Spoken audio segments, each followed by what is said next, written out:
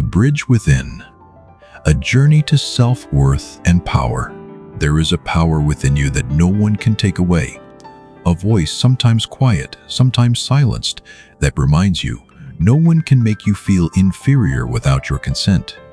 You are not the product of others' opinions. You are not a shadow of someone else's expectations. You are enough. You have always been enough.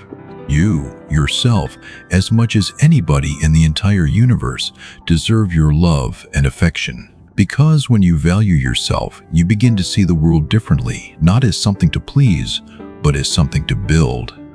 And that's where it begins, with self-worth. Self-worth is vital to your happiness. Without it, the color fades from even the most beautiful things. Without it, joy becomes something distant, reserved for others, not for you. But when you believe you are worthy, you stop asking for permission to be happy. You start creating your own peace. You may feel lost sometimes. That's okay. You've got to find yourself first. Everything else will follow. When you do, when you truly begin that journey inward, you'll discover something remarkable. You already have the map. As Maya Angelou once said, I long, as does every human being, to be at home wherever I find myself. Home isn't a place, it's a state of being.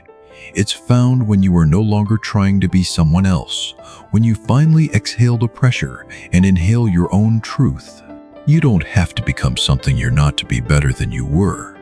Real growth isn't imitation, it's transformation, not by force, but by alignment. Always be a first version of yourself, not a second-rate version of someone else. Because the world doesn't need another copy. It needs you, raw, real, present. And once you begin to know yourself truly and deeply, you unlock something ancient and powerful. Knowing others is intelligence. Knowing yourself is true wisdom. Mastering others is strength. Mastering yourself is true power. But how do we master ourselves? How do we lead ourselves when the path ahead feels uncertain? We start with investment. Time, discipline, patience. The moment you stop learning is the moment you stop leading. You cannot pour from an empty cup. You cannot guide others if you have not first met yourself in the silence. And when you do, you'll discover your work. Not just a job, but your calling. Your work is to discover your work and then with all your heart, give yourself to it. And that requires discipline. Because imagine your dreams on one side of a river and success on the other. Discipline is the bridge. Every step, every effort, every early morning and quiet evening, they all count. And yes, there will be failure.